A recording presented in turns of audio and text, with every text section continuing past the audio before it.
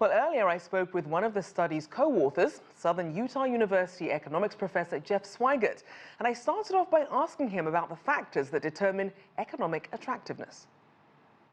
So whenever we look at socioeconomic status in general, we think about education level. So more education, of course, being better, income in terms of salary, but also like nature of employment. So whether they're employed or not, but also what type of employment. Is it stable? Is it seasonal or part-time, right? And tell us a bit more about the sort of standards we have now when it comes to what's considered economically attractive versus, say, 30 years ago.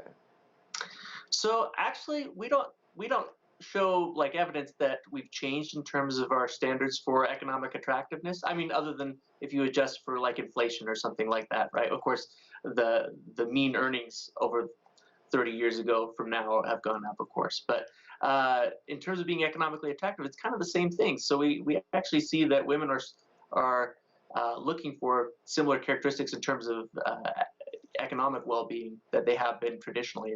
And so the tradition is that women seek men with a slightly higher socioeconomic status than themselves in potential partners. Obviously, we have a pay gap, men getting paid a lot more than women, yet you have less men that are considered economically attractive. Tell us a little bit about that dichotomy.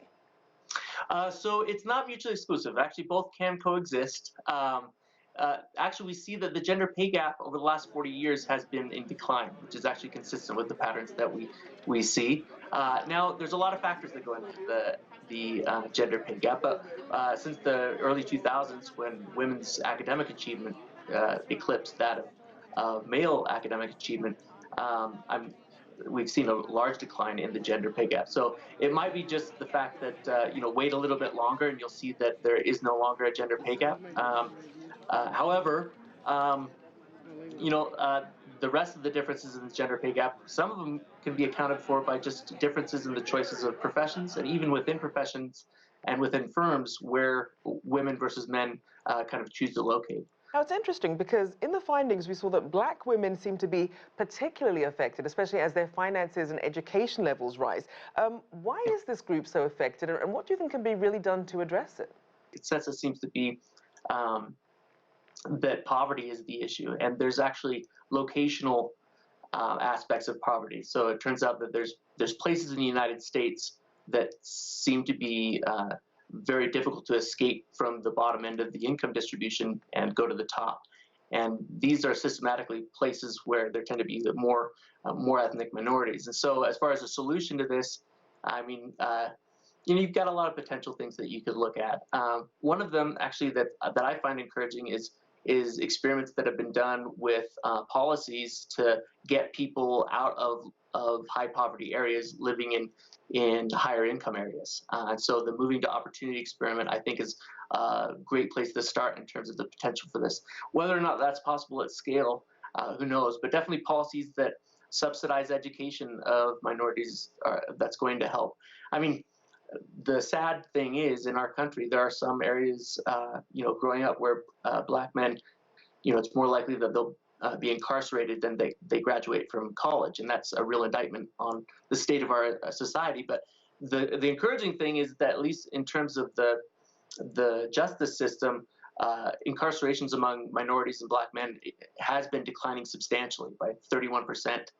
The last I checked, and among black males. So that's going to help a lot.